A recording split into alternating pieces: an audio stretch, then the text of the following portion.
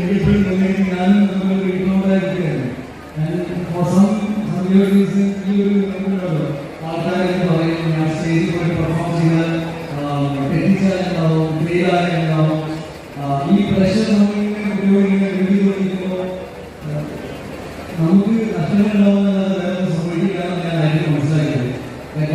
Point പുതിയ സുഹൃത്തുക്കൾ കിട്ടി, എന്തൊക്കെയോ കോൺഫിഡൻസ് ആയി. ഞാൻ സിനിമയിൽ വന്നു, സിനിമ കഴിഞ്ഞ് ഞാൻ ലൈഫ് ഹാപ്പി.